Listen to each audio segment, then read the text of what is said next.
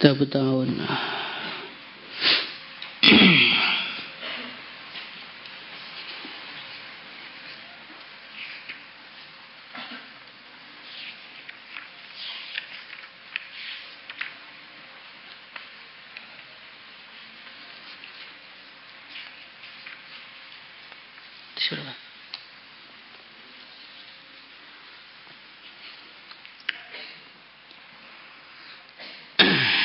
Bismillahirrahmanirrahim. Allahumma salli wa sallim ala Sayyidina Muhammad wa ala ali Sayyidina Muhammad fi kulli lamhatin wa nafasin bi'adadi kulli ma'lumin lak.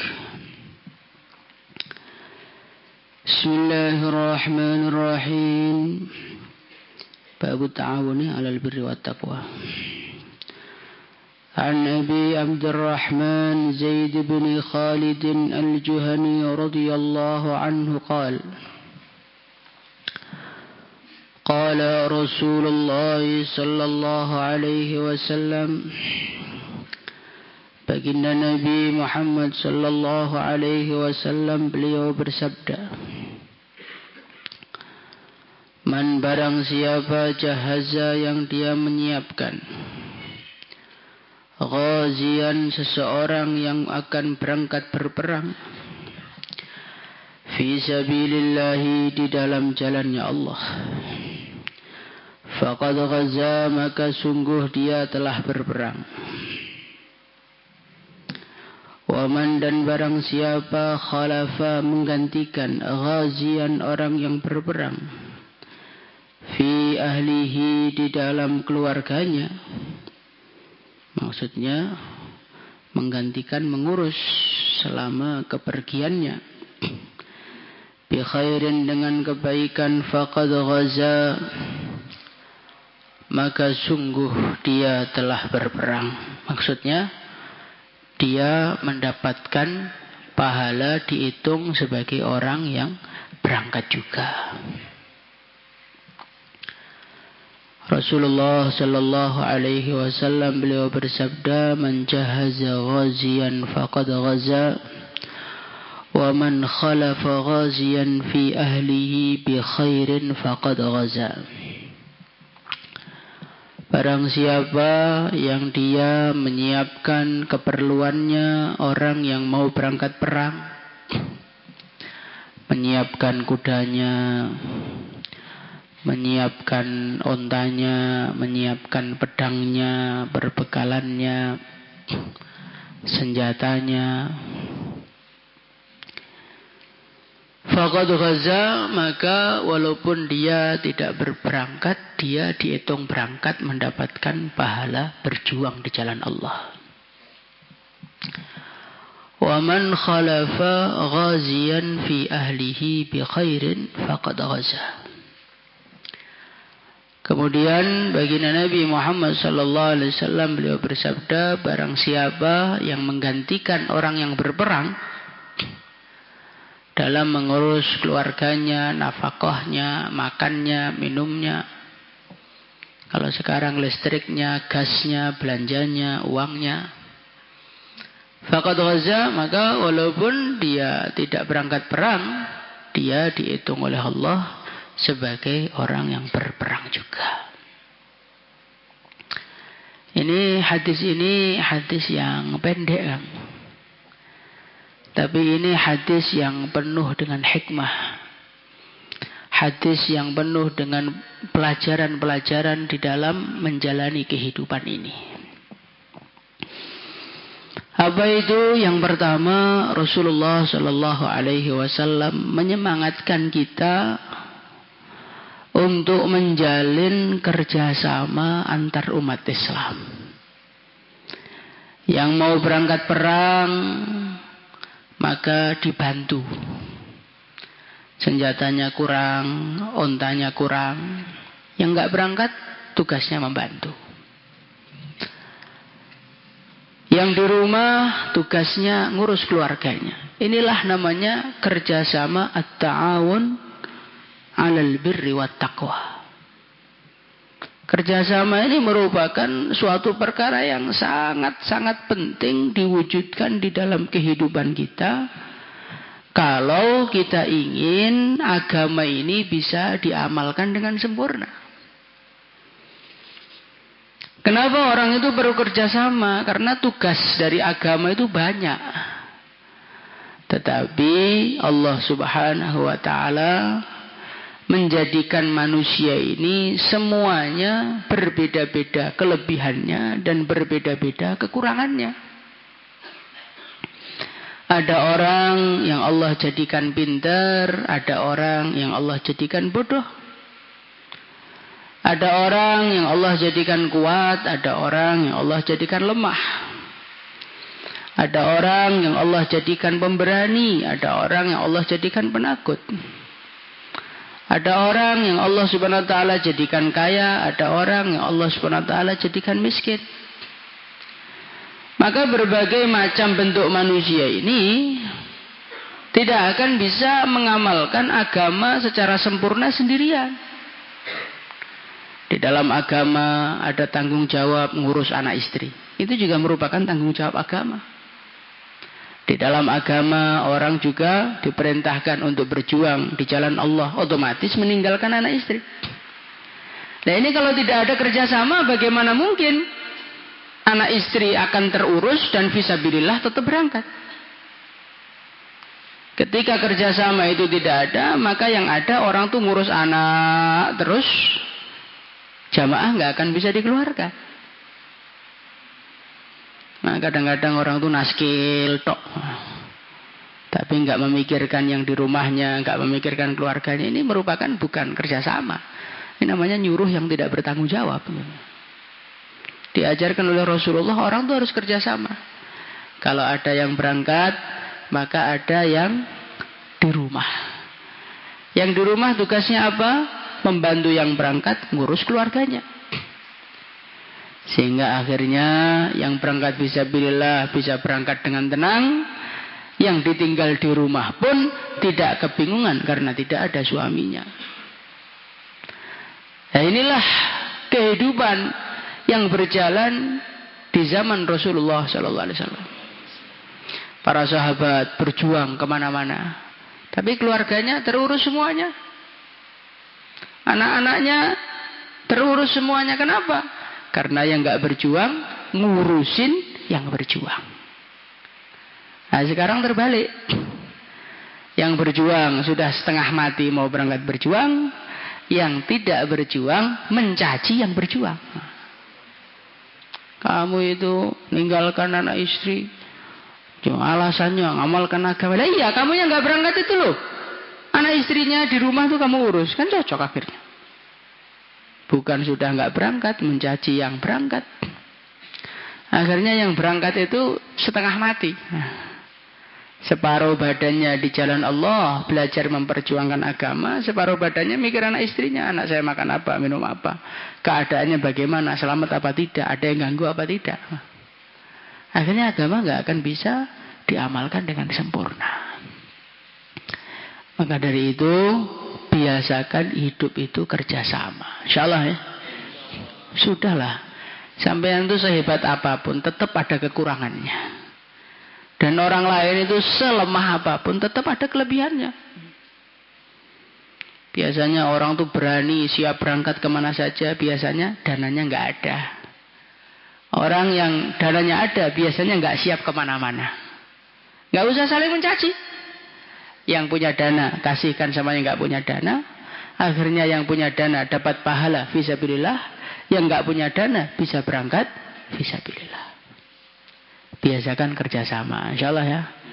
Antar santri dengan ustadznya, antar santri dengan masyarakatnya, dengan kakaknya, dengan adiknya, dengan orang tuanya. Belajar kerjasama.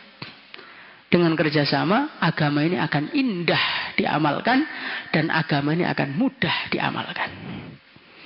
Tapi tanpa kerjasama, kita ini nanti agama itu akan berat dikerjakan dan tidak indah dilihat. Karena ya separuh-separuh, jadi nggak enak dilihat. Maka kita belajar kerjasama, insyaallah. Dan kerjasama itu akan wujud kalau kita ini ada rasa saling menyayangi. Kalau orang itu tidak ada saling menyayangi, maka nggak akan bisa kerjasama. Jangankan kerjasama, melihat wajahnya tok sudah mau muntah. Tapi kalau kita melihat orang Islam dengan penuh kasih sayang, maka kita akan mudah kerjasama. Dengan mudah kerjasama, agama akan wujud dengan sempurna. Ini yang pertama.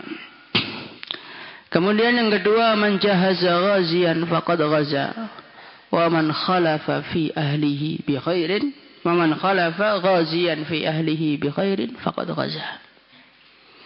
Di sini Rasulullah sallallahu alaihi wasallam mentarghibkan kepada kita, menyemangatkan kita agar kita ini melayani, kita ini membantu orang-orang yang sibuk di dalam mengamalkan agama.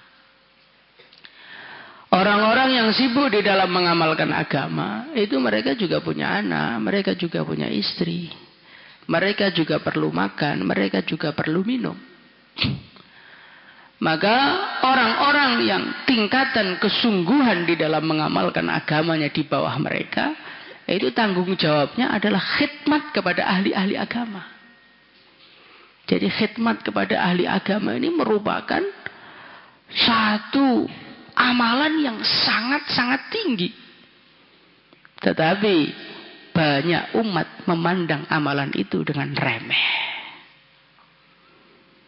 Kalau kita melihat di pesantren, maka yang hebat itu kan yang ngapalkan hadis. Yang hebat itu yang kubro tanpa salah. Prestasinya ini, prestasinya itu. Tapi sebetulnya di balik segala prestasi itu ada orang yang capeknya nggak karu-karuan biar anak ini bisa ngapalkan Quran. Siapa itu? Teman-teman khidmatan yang mereka memasakkan nasi untuk santri-santri. Orang-orang yang kebersihan pondok sehingga santrinya bisa ngaji dengan nyaman. Itu merupakan amalan-amalan besar. Nah sekarang kita ini kadang-kadang sibuk ngapal, sibuk ngaji, sibuk ini. Tapi kita ini lupa satu amalan yang sangat besar. Apa itu? Khidmat. Maka kita biasakan belajar menjadi orang yang mengkhidmati orang-orang ahli agama. InsyaAllah ya. Jangan orang tuh pengennya dikhidmati terus. Saya udah ustadz. Ya pengennya itu duduk manis, lengser datang sendiri. Duduk manis, makanan datang sendiri, cuci tangan datang sendiri. Kalau orang tuh pengennya dikhidmati, maka pengen dikhidmati itu nggak ada pahalanya. Ada pahalanya nggak? Nggak ada. Yang ada pahalanya itu mengkhidmati orang itu, melayani orang, bantu orang. Yang mau khurut nggak punya duit dikasih duit, yang mau khurut keluarganya dikasih sembako. Yang berangkat fisabilillah didoain, dijaga keluarganya, dijaga hartanya. Ini merupakan khidmat kepada orang-orang yang mengamalkan agama.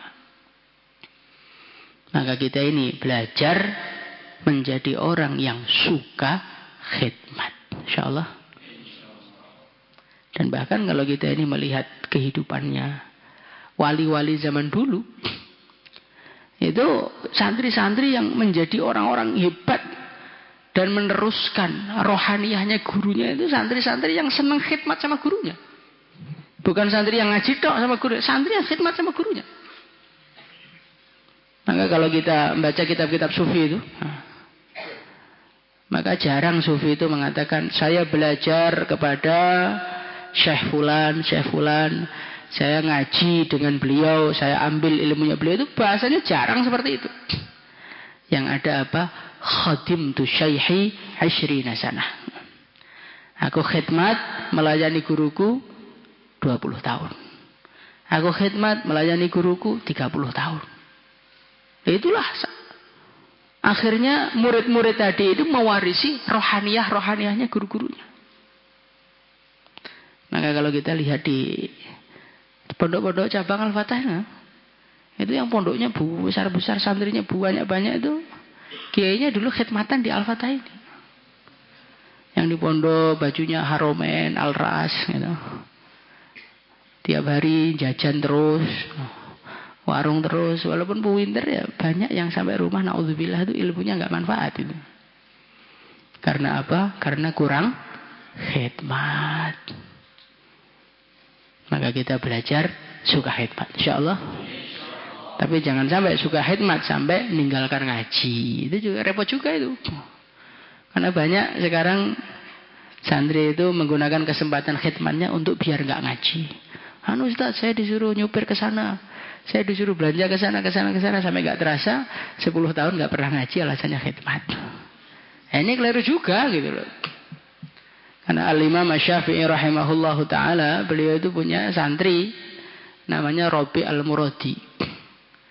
Beliau itu Masya Allah khidmat, tapi ngajinya juga sungguh-sungguh kepada Imam Syafi'i. Sehingga akhirnya beliau ini menjadi orang yang paling banyak meriwayatkan ilmunya Imam Syafi'i. Khidmat sekaligus ngaji.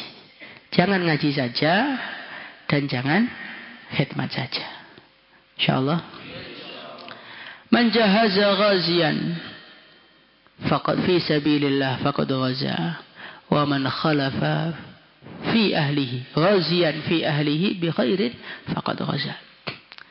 Rasulullah sallallahu alaihi wasallam beliau bersabda, barang siapa yang menggantikan ngurusi orang yang berjuang di jalan Allah, maka dia dihitung berjuang juga oleh Allah.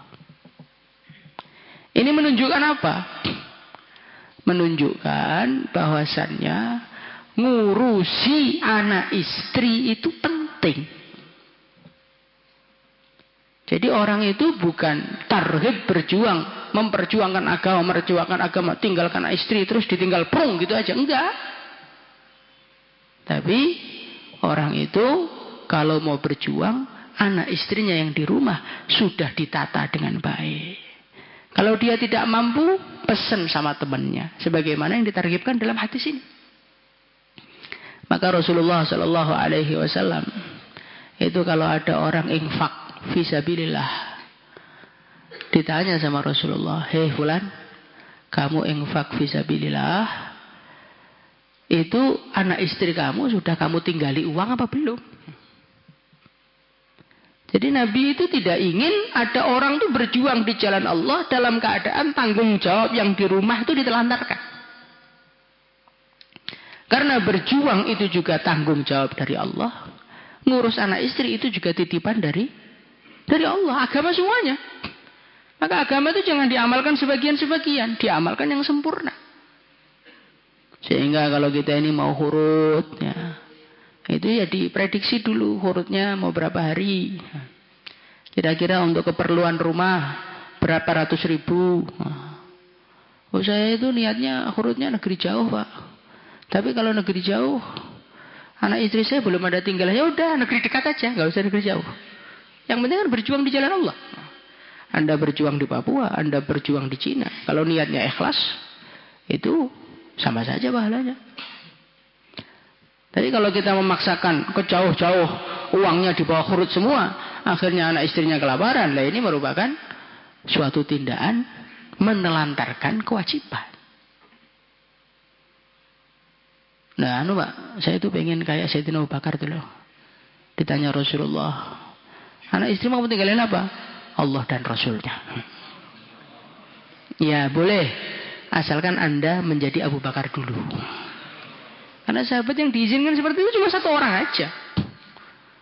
Cuma satu orang aja. Sahabat yang lain mau infak banyak-banyak ditahan sama Nabi, jangan.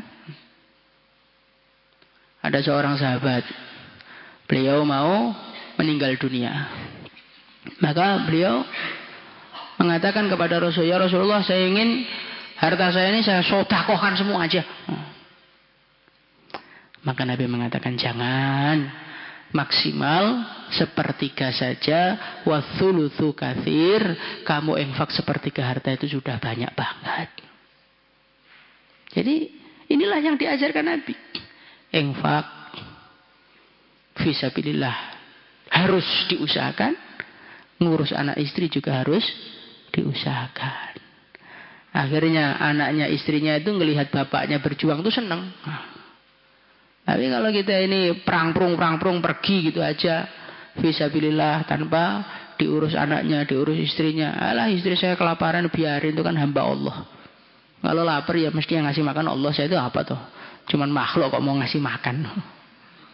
Akhirnya istrinya ngomong sana ngomong sini, jadi fitnah di mana-mana, sehingga khurut Anda itu tidak menjadikan kebaikan, justru khurut kita malah menyumbat hidayah. Makanya ngelakoni agama itu harus pakai aturan, Kang. Jangan pakai nafsu. Saya pengen cari titel negeri jauh lah, akhirnya malah jadi nafsu agama. Kerjakan sesuai dengan musyawarah, kerjakan sesuai dengan yang diajarkan, kerjakan sesuai dengan arahan. Dengan seperti itu, akhirnya agama itu nikmat dikerjakan, indah dipandang, sehingga semua gerak-gerik kita, langkah kita dalam perjuangan ini menjadi asbab hidayah untuk umat. Insyaallah. Astagfirullah, astagfirullah, astagfirullah.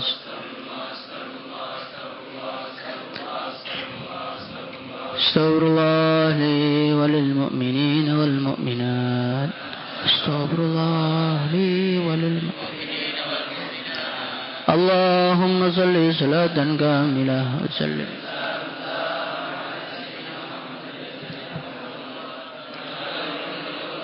Wa bil hajat nadra wa sul khatim assalam.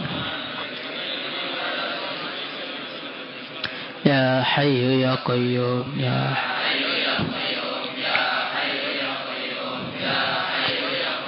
يا كافي يا غني يا فتاح كافي يا غني يا فتاح يا حبيبي يا رحمن يا وهاب يا الله يا حبيبي يا رحمن يا وهاب يا الله يا الله يا الله يا الله يا الله يا الله يا الله يا رحمن يا رحيم يا رحمن يا رحيم يا حنان يا منان يا حنان يا منان يا لطيف يا لطيف يا لطيف يا عزيز يا عزيز يا عزيز يا عزيز يا قوي يا عزيز يا عليم يا قدير يا سميع يا بصير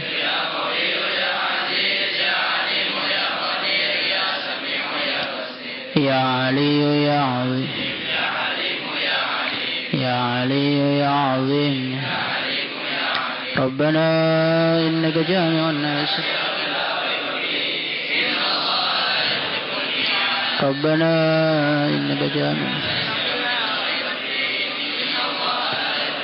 وأذن في الناس بالحج يأتوك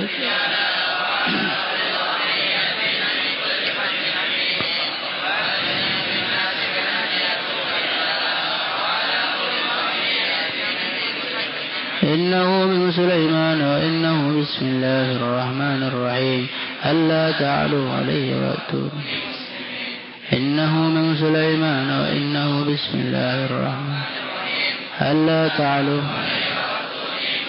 وألقيت عليك محبة مني ولتصنع على عيني وألقيت عليك محبة وألقيت عليك محبة يا أيها الذين آمنوا اصبروا وصابروا يا أيها الذين آمنوا وله ما سكن في الليل والنهار وهو السميع العليم وله ما سكن ولقد كتبنا في الزبور من بعد الذكر أن الأرض يرثها عبادي الصالحون ولقد كتبنا في الزبور من بعد الذكر ولقد كتبنا في الزبور من بعد ربي إني مغلوب فانتصر ربي إني كافها يا عين صاد كافها يا عين حميم ميم سين قاف حميم والقرآن قاف والقرآن قاف والقرآن ياسين ياسين ياسين ياسين ياسين ياسين ياسين ياسين ياسين ياسين شفاعة ياسين ياسين ياسين ياسين ياسين حاميم حاميم حاميم حاميم حاميم وأفوض أمري إلى الله إن الله بصير وأفوض أمري إلى الله إن الله وأفوض أمري إلى الله إن وأفوض أمري إلى الله حسبنا الله ونعم الوكيل حسبنا الله حسبنا الله لا إله إلا أنت سبحانك إني كنت لا إله إلا أنت سبحانك سبحان الله بحمده سبحان الله سبحان الله بحمده سبحان الله العظيم استغفر الله سبحان الله اللهم صل وسلم على سيدنا محمد وعلى آل سيدنا محمد كما صليت على سيدنا إبراهيم وعلى آل سيدنا إبراهيم في العالمين إنك حميد مجيد اللهم اغفر لنا ذنوبنا وكفر عنا سيئاتنا وتوفنا مع الأبرار يا عزيز يا غفار يا رب العالمين اللهم افتح لنا فتوح العارفين وألهمنا إلهام الملائكة المقربين وارزقنا فهم الأنبياء والمرسلين برحمتك يا أرحم الراحمين اللهم بارك لنا في رمضان ووفقنا لإحياء ليلة القدر اللهم اجعل رمضاننا هذا فتحا لنا وللمسلمين بركة لنا وللمسلمين مغفرة لنا وللمسلمين مغفرة لنا وللمسلمين هداية لنا وللمسلمين صلى الله وسلم على سيدنا محمد وعلى آله وصحبه أجمعين والحمد لله رب العالمين. الفاتحة.